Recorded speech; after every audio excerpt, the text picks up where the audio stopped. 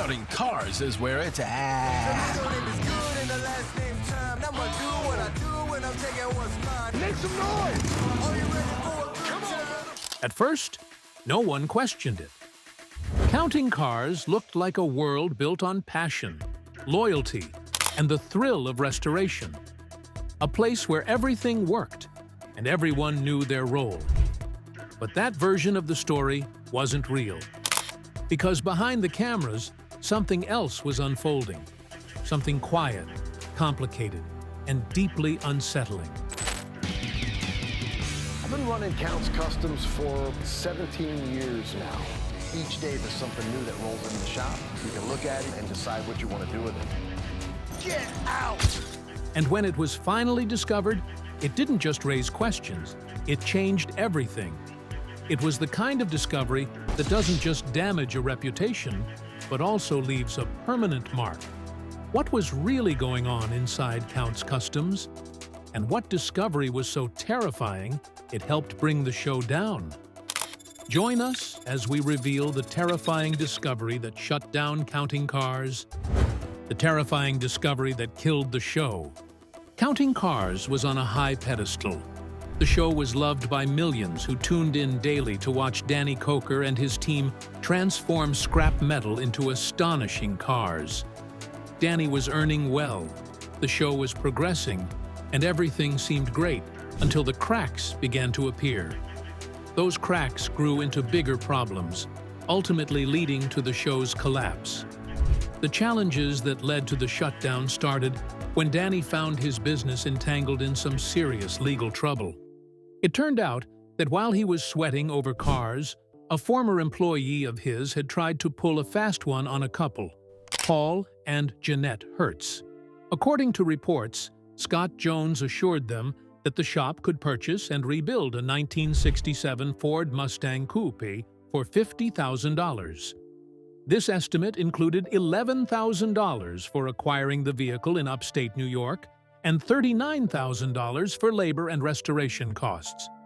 Restoring and upgrading classic cars is what Danny Coker does on the show, so it didn't sound impossible. But this case was different from the others. Fans of counting cars like to see their cars on the show. And Scott, knowing this, capitalized on it and misled the couple into believing their car would be featured. With that, the couple immediately agreed to the terms and paid the full amount, expecting the restoration to be completed by December 2013. Despite the promises and reassurances, the restoration was not completed, and the couple's car never appeared on the show. The Hertz then decided to visit the shop to check on their car, and that was where the trouble began. According to the court file, they visited the shop in October 2013, but found that nothing had been done. In fact, there was no 1967 Mustang Coupe in sight. What they saw was a completely different model. Since Counts Customs could not complete the job on time and had used a different vehicle, the couple instantly demanded a refund, which the shop promptly agreed to. But it's one thing to agree and another to comply. The refund never came, and all attempts to reach the shop proved abortive. With Counts Customs holding on to the $50,000 and not communicating with the couple was forced to file a lawsuit, alleging fraud and breach of contract. It goes without saying that the lawsuit brought negative attention to Counts Customs and raised questions about the business practices depicted on counting cars. Although the show became popular for its impressive car rebuilds, situations like this clearly showed that there is a difference between TV and reality. And what viewers saw on screen didn't always match what happened at the shop. This was the red light that the producers saw that made them start pulling back. The show was being painted in a bad light, and they didn't want to be part of it. However, that wasn't the first time Danny Coker's counting cars had been involved in a controversy, which explains part of why the show went down. But this time, Danny wasn't the one who was sued. He was the one suing. In 2017, a shadow fell over the close-knit family at Counts Customs as they were entangled in another lawsuit. This time, the focus was on a former employee named Joseph Frontiera. Once highly regarded, Joseph stood accused of serious wrongdoing. The accusations were shocking, claiming he had stolen money from the company that had supported him. It was as if Joseph had betrayed their trust, sneaking away with funds meant for the business. Instead of using the money for growth, he allegedly spent it on personal luxuries, such as a fancy car and trips abroad. But that wasn't all. The lawsuit also accused him of neglecting the company's tax responsibilities, leading to trouble with the IRS. This legal battle put the shop in big trouble. The situation worsened when the IRS fined Counts Kustoms $18,000 for late tax payments. This fine was traced back to Joseph's failure to handle the company's payroll taxes properly. At that point, Danny had had enough. Without hesitation, he fired Joseph and filed a lawsuit accusing him of embezzlement, misuse of company funds, and causing financial harm to the business. But Danny didn't stop there. He also sued Randstad, the staffing agency that placed Joseph in the job. Danny alleged that Randstad failed to properly vet Joseph's background before placing him in the role. The scandal was a blow to Danny's reputation. Some fans began to wonder how such a mess had gone unnoticed for so long. It also led to criticism of the shop's internal controls and hiring process. This was the beginning of the fall of Counting Cars. As time went on, the producers discovered this infighting and decided to put a stop to it. But how did Danny even get here in the first place? The rise of the Count. Long before fans heard the roars of the engines and the flashing cameras, Danny the Count Coker was just a kid in Cleveland, Ohio.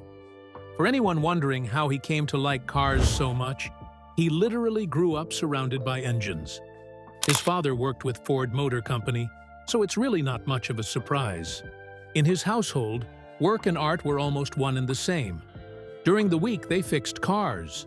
On the weekends, it was music rehearsals. So while other kids were watching cartoons, young Danny was either dismantling old engines in the backyard or sitting beside his dad during jam sessions, learning how to keep time.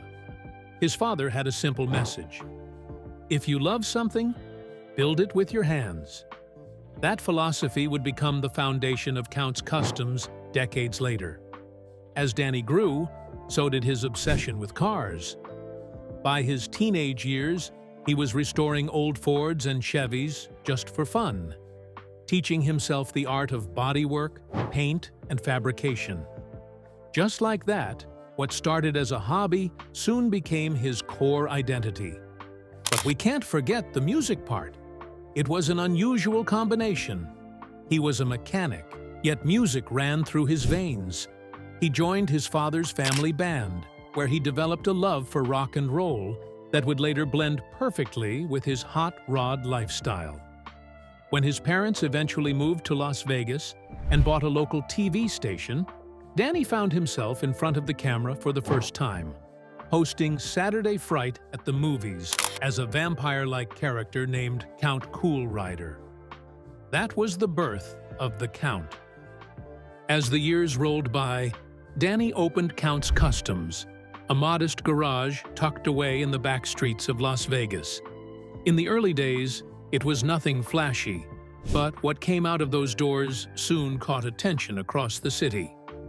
Danny transformed forgotten classics into masterpieces that made his reputation soar across the city. Clients came from everywhere: collectors, musicians, dreamers, all wanting the Count's touch. It didn't take long before Danny's life of Grease collided perfectly with the world of television. Producers saw what fans already knew: that this wasn't just a regular mechanic. He was an entertainer, literally.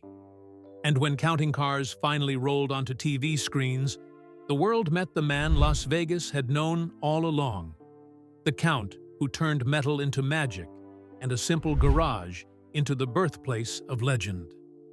Danny built a family around engines and art. But how did it grow so big? Danny and counting cars. The result of Danny's collision with television was the birth of Counting Cars, shown on History Channel and produced by Left Field Pictures. The series, which was the third spin-off of Pawn Stars, was filmed in Las Vegas, where it chronicled the daily activities at Count's Kustoms, the automobile restoration and customization company owned and operated by Danny Coker, who previously appeared as a recurring expert on Pawn Stars. The show took a format similar to American Restoration, following Danny and his staff as they restore and modify classic automobiles and motorcycles.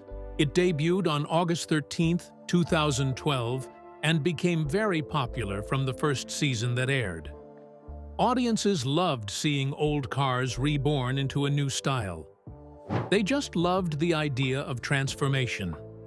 Soon, Danny and his crew became well known. Danny didn't just experience success in Count's Kustoms. The fame brought more opportunities, and he expanded his brand beyond the garage. He opened Count's Vamped, a rock bar where his band Count 77 performed live. He was also selling merchandise, including t-shirts, mugs, and model cars, all with the Count's Kustoms logo. There were episodes where Danny would surprise a client with a restored car that had belonged to their late father, or when he'd take on a build that seemed impossible just to make someone smile. Those were the moments that made people cry, laugh, and cheer all at once. The program has a broad audience in 160 nations, including India. In the first episode, Richard Harrison, a friend from Pawn Stars, visited him and gave him a 1968 Mustang Fastback to work on. Aside from appearing on Pawn Stars and his own show, Danny Coker has appeared in a few other programs, such as Weekend in Vegas, American Restoration, All You Need to Know SEMA, and Chris Angel Mindfreak with Kevin Mack. But these guest appearances were also not the reason behind Danny's departure from Counting Cars. To make Counting Cars realistic and a favorite among car lovers, Coker had the help of a crew that many regarded as multi-talented. The most popular of his crew members is his longtime best friend and supporter, Kevin Mack. Since the early years of the series, Danny and Kevin have been as tight as a knot. They are usually together on extended trips, invested in finding potential cars to flip into incredible designs. Over the years, Kevin has served as a backbone for Danny, and, by extension, the show. Kevin has always been on the lookout for whatever Danny missed in a rush, or when he made poor judgment calls, ensuring that the final product met their high standards of quality and craftsmanship. When the show needed someone to step up for intense tasks, he has always been the go-to guy. Overall, what many would regard as his primary responsibilities are funding, planning, and budgeting. By its fourth and fifth seasons, Counting Cars had become one of History Channel's top-rated shows, with millions of viewers tuning in every week. However, while everything appeared to be as it should, the authenticity of Counting Cars has always been in doubt. People have been asking, was the show scripted? Or was it spontaneous? Well, the answer might shock you. The reality behind the reality show.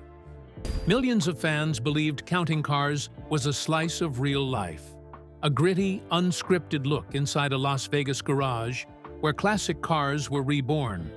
But behind the cameras, the reality wasn't quite as real as it seemed. On TV, Danny Coker and his crew could seemingly transform a rusted heap into a showstopper in just a few days. In reality, even the simplest restorations could take months, sometimes up to a year. It turned out that behind the scenes, the crew often juggled more than a dozen builds at once, working long hours while the cameras only captured a fraction of the chaos. The smart editors condensed months of effort into 30-minute episodes, turning slow progress into fast-paced drama. It looked rather effortless, like something you could do without breaking a sweat. But it wasn't. And what's worse, Even the car deals that seemed to happen on the spot weren't always as spontaneous as viewers thought. The scenes where Danny would pull up beside a random car owner, throw out a cash offer, and drive away with a new project were often staged in advance. Most of the time, producers had already contacted the sellers off camera, settled the deal, and then reshot it for TV. It made for good entertainment, but not exactly documentary truth. But there's more. Even the drama among the crew was not what it seemed. In real life, Danny's team got along better than most TV families. But conflict sells, so producers encouraged more heated reactions, louder arguments, and exaggerated tension. What might have been a minor disagreement off-screen often turned into a shouting match once the camera light came on. Then the lawsuits started coming, and with them, the cracks in the finely created illusion began to show. A few clients accused Kustoms of missed deadlines or unfinished work, claiming they'd been promised more than they received. Suddenly, what fans thought was pure passion looked a little more like a production machine running on pressure and perfectionism. The truth is bittersweet. Counting Cars was real in its craftsmanship, but much of the rest, the pace, the drama, and the flawless endings, belonged to the world of television magic. When History Channel pulled the plug in 2020, there was no dramatic finale, no goodbye episode, just silence. And maybe that was fitting for a show built on illusion. It ended the same way it began, leaving fans wondering where reality ended and the story began. When the fans finally learned how much of their favorite show was scripted, the word reality lost all its meaning, and the magic of Counting Cars began to rust away. But what really happened to the automobile genius after that? What actually happened to Danny Coker? Danny may have been a sweetheart on Counting Cars, but some people claim he had a darker side that raised eyebrows.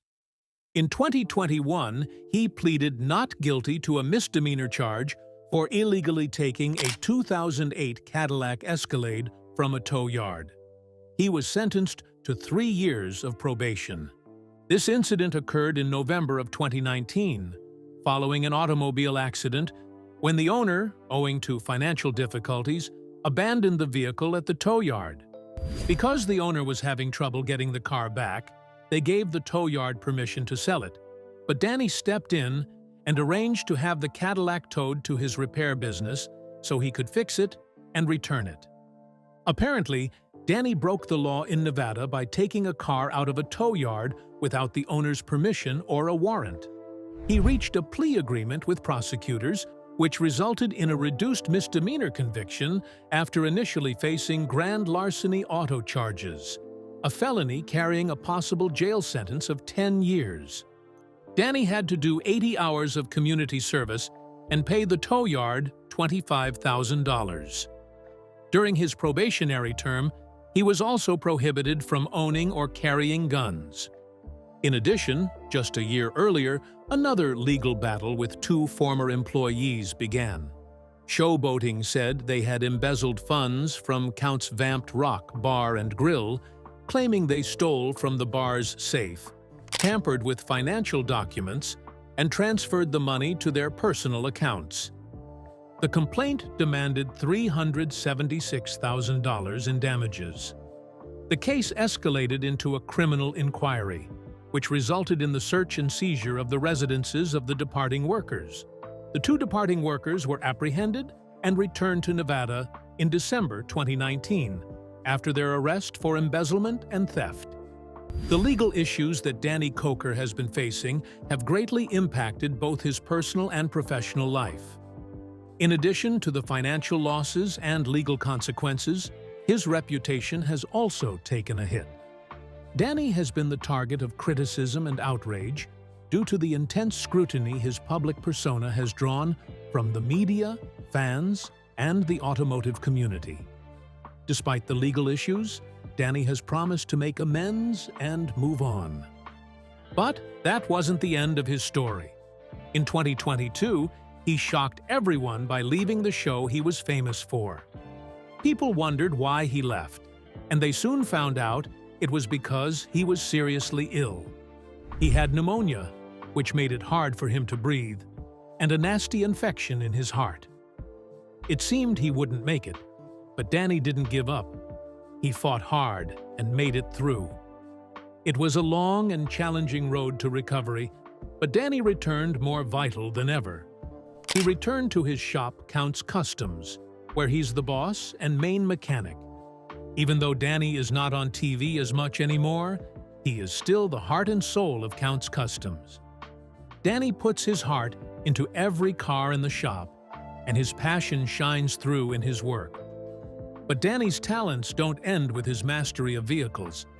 Since the conclusion of Counting Cars in 2021, Danny has remained active in the automotive and entertainment industries.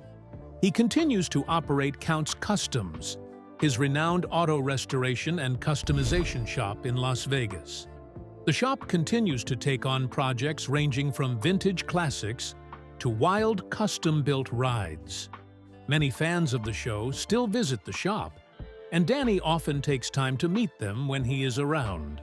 Would the show have continued if not for the controversies? And what did you think about the originality of it? Share your thoughts with us in the comments section. Remember to like, share, and subscribe for more. Also, click the next video showing on your screen.